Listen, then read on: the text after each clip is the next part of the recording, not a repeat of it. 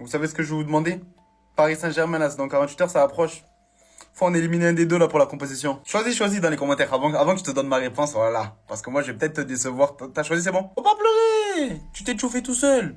T'es trop KO, en fait, juste sans faire d'effort. Il faut partir un peu t'asseoir sur le banc, ton ventre va te dégonfler. Moi, je vous dis la vérité, hein, je crois que c'est un soulard. Il s'assoit là-bas au maquis. Il boit la 8-6, il boit les trucs. Regardez, c'est pas un soulard, c'est quoi? Comment tu peux faire ça? Et c'est depuis ce tweet, quand il s'était fait scam le ballon d'or par Rodri. Je t'en veux pas, hein, ça fait mal, ça met un coup au moral. Mais ce tweet là, ça va faire un an. Un an, t'as fait une seule bonne mi-temps.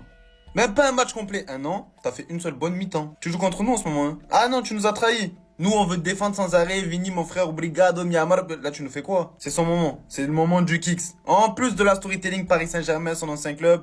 Paris, ils lui doivent des sous, ça, on a compris. Parce que je vous vois, hein. Vous mettez Gonzalo Garcia dans le choix, là. Enlevez-le. Le choix, c'est entre Mbappé et Vinicius. Gonzalo, il est là, il va rester là. Voici la seule et l'unique composition qui nous permettra de chicoter le Paris Saint-Germain. On se pose beaucoup la question, Kylian Mbappé, est-ce qu'il doit jouer en pointe, à gauche ou à droite cette saison? Nanana. Kylian Mbappé, hein. À deux devant comme à Monaco. C'est chaud. C'est un mélange des deux, d'ailier, de pointe. C'est tout ce qu'il lui faut. Il peut s'appuyer sur un vrai neuf axial. Oh! On m'a dit que Kylian Mbappé n'a jamais marqué contre le Paris Saint-Germain. Attendez seulement. Et le football, ça va très vite. J'aurais jamais cru dire ça il y a quelques semaines, quelques mois. Mais si Kylian Mbappé élimine le Paris Saint-Germain en faisant une masterclass, oh, vous savez que ça sera un prétendant plus sérieux que le petit Lamine Yamal là.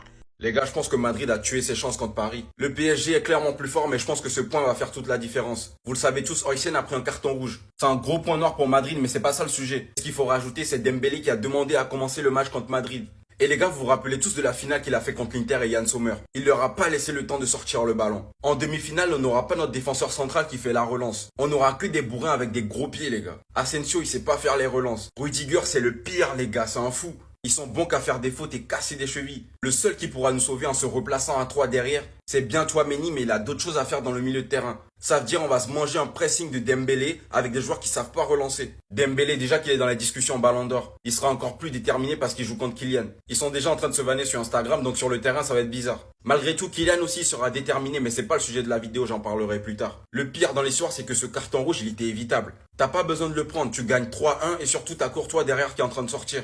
Bref les gars, Dembélé aurait demandé à être titulaire contre Madrid, on verra bien comment ça va se passer, mais le pressing qu'on va se manger les gars, j'espère qu'on sera solide dans la relance. Le Real Madrid est sûr de gagner contre le Paris Saint-Germain. C'est donc lui qui va arbitrer. Alors qu'on vient d'apprendre qu'il y aura du très beau monde lors de ce match. Les joueurs du Real Madrid qui ont décidé de faire voyager leur famille. Et on sait généralement que quand ça commence à arriver, c'est qu'ils sont très confiants pour la victoire. Une occasion à ne pas manquer pour Deschamps qui va retrouver la plupart de ses joueurs aussi. Surtout vu du fait que Dembélé sera de retour en tant que titulaire. Et qu'il désire vraiment, selon le Parisien, à commencer à être titulaire. Mais grande polémique, et selon les Parisiens, la victoire est d'office au Real Madrid. C'est ainsi que nous venons d'apprendre que Simon Marcignac sera l'arbitre officiel de la rencontre. Et c'est ainsi que les supporters parisiens en ont fait le collage, dont le penalty de Julián Alvarez qui avait été touché 2 fois alors que la règle l'interdisait. La rencontre contre Chelsea en Ligue des Champions où on voit très clairement Marcos Alonso toucher le ballon avec sa main. Il n'y a que contre le Bayern éventuellement qui peut légèrement faire polémique. Mais bien évidemment, beaucoup se baseront sur cette image. Et de Marcignac avec sa fameuse sacoche. En vrai, les gars, je trouve que ça commence quand même à bien trembler. Vous êtes champion d'Europe contre un Real Madrid en reconstruction. Personne ne s'attend à ce que ce mec vienne nous accorder des pénaltys gratuits en pleine demi-finale de Coupe du Monde des clubs dans une rencontre aussi importante. Comme Achraf Hakimi et Mbappé, je pense vraiment qu'on peut passer cette rencontre en n'étant pas ennemis, mais bien évidemment en défendant nos couleurs le jour du match. En parlant de Mbappé, je viens de voir cette statistique qui est assez étonnante. Apparemment, il n'aurait jamais marqué contre le Paris Saint-Germain en 4 matchs. À voir si cela va changer mercredi. Je n'ai pas peur. Certes, le Paris Saint-Germain, c'est la meilleure équipe cette saison, mais je n'ai pas peur.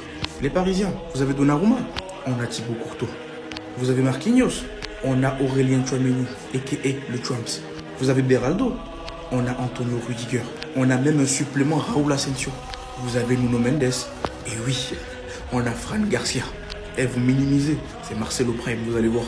Vous avez Achraf Hakimi, on a Trent Alexander-Arnold. Vous avez Vitinha, on a Arda Güler. Vous avez João Neves, on a Federico Valverde. Vous avez Fabian Ruiz, on a Jude Bellingham. Vous avez Désiré Doué, on a Gonzalo Garcia. Vous avez Kvaratskhelia, on a Vinicius Junior. Vous avez Barcola, on a Rodrigo. Vous avez Ousmane Dembélé, on a Kylian Mbappé Lotin. Et vous savez Luis Enrique, et nous on a Xabi Alonso. Donc avec ça, vous pensez vraiment que moi je vais avoir peur? Oui, je les crains. Oui, le Paris Saint-Germain, ils font peur. Mais moi, je n'ai pas peur. Vous, vous avez peur? Moi, non. Bref, les amis, dites-moi dans les commentaires comment vous voyez ce match-là. Est-ce que vous avez peur ou pas? Et pour ne rien louper, les amis, vous savez ce qu'il vous reste à faire. Abonnez-vous. Gonzalo Garcia, Mbappé, lequel doit débuter titulaire face au Paris Saint-Germain?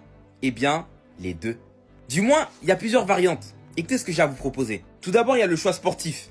Garcia, il est sur une compétition de malade. Xabi Alonso lui fait confiance, c'est son joueur de la compétition et je ne pense pas qu'il fera comme un Ancelotti qui, dès qu'il avait ses titulaires qui revenaient, il gênait tout le monde. Il s'en foutait de savoir si t'avais bien performé ou pas. Xabi Alonso lui fait confiance, il lui rend la confiance donnée en restant constant sur cette compétition. Et par ce fait, je le vois débuter titulaire en pointe. De plus, il y a l'absence de Pacho qui lui rendra le travail un peu plus facile normalement. Et maintenant qu'il doit l'accompagner, ça doit jouer entre ces deux-là. Et moi, je vois Mbappé débuter parce que forcément, il y a ce match-là aussi contre le Paris Saint-Germain, pour la storytelling et même sportivement. Je sens que Vinicius, il est pas très bien. Le mec, il a pas... Face à Dortmund, le gars, 2004-2014. Il s'est trompé. Et pourtant, Vinicius, Dortmund, c'est sa victime préférée habituellement. On se rappelle finale de Ligue des Champions. On se rappelle de son meilleur match même de cette saison. Le match du Ballon d'Or face à cette même équipe de Dortmund. Mais là, ça tente des lobes comme ça envoie le ballon, je sais pas. Et dans ce même match, tu vois le retour de Mbappé avec un super but. Du coup, forcément, pour moi, sportivement, la place doit jouer entre ces deux-là. Après, il y a un autre scénario qui pourrait être aussi possible. On sait que le Paris Saint-Germain, c'est une équipe qui domine énormément, qui sait te mettre une grosse pression. Et dans le cas où le Real Madrid joue vraiment bloc bas pendant une grande partie du match, pourquoi pas avoir en duo d'attaque Mbappé et Vinicius? Deux fusées, long ballon d'Arnold, Mbappé en profondeur, Vinicius en profondeur. Tu profites du fait qu'Hakimi monte très haut en possession. Comme ça, tu jettes un ballon comme ça dans le dos de la défense. Et Mbappé et Vinicius feraient l'affaire. Ça pourrait même être un duo plus qu'intéressant en contre-attaque. Surtout qu'on a vu qu'avec Xabi Alonso, les contres, ils sont un peu mieux joués.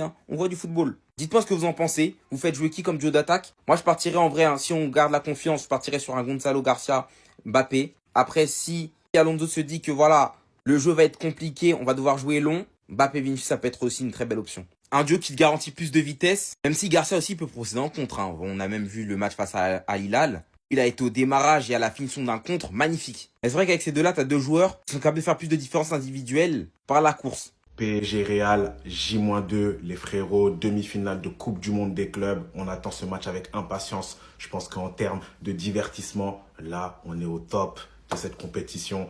L'objectif du PSG, c'est d'être champion du monde, tout simplement, après avoir été champion d'Europe. Les gars, nous, on sait à peu près quel 11 on va mettre en avant. Là, je vais parler plutôt du Real Madrid. Ils peuvent nous inquiéter. Voilà, ils ont fait une très bonne compétition, mais ils n'ont pas rencontré une équipe comme le Paris Saint-Germain. Du coup, je vais vous partager le 11 qu'ils devraient mettre et expliquer un peu leur stratégie. Voici la compo du Real, les refs. Là, on va être dans un domaine un peu plus tactique. Là, on part sur un 3-4-1-2. On voit que Tchouaméni, il est au milieu de terrain des fois, mais il recule beaucoup comme première rampe de lancement, du coup, entre les deux défenseurs, entre Rudiger et Oysen habituellement. Mais là, ça va être Asensio qui prendra la passe à Oysen qui a eu un carton rouge contre Dortmund. On voit que Trent Alexander-Arnold et Fran Garcia ont tout le couloir, que ce soit gauche et droit. Ils vont faire beaucoup d'appels voilà, derrière la défense pour avoir cette liberté-là. C'est des très bons centreurs, des très bons contre-attaquants. Du coup, il faudra faire vraiment attention à ces deux-là. Ensuite, on a le duo Valverde-Bellingham. Très sous-coté ce duo, les refs. Très sous-coté parce qu'ils sont très complémentaires. C'est deux rôles un peu box-to-box. Valverde capable de bien défendre, capable de bien attaquer. Bellingham capable de bien défendre et capable de bien attaquer. Et les deux, ils sont en mode essuie-glace. C'est-à-dire quand Valverde monte un peu, Bellingham est un peu en retrait. Comme Bellingham monte un peu, Valverde est un peu en retrait. Et du coup, ils s'entendent très très bien. Et comme j'ai dit, ce duo-là, il est très très sous-coté. Ensuite, on a les trois de devant. Arda Güler, on l'a vu. On a vu ses qualités. 2 passes contre Dortmund. Beau pied gauche, beaucoup de liberté. Et devant, je pense qu'il n'aura pas d'autre choix que mettre Mbappé et Vini.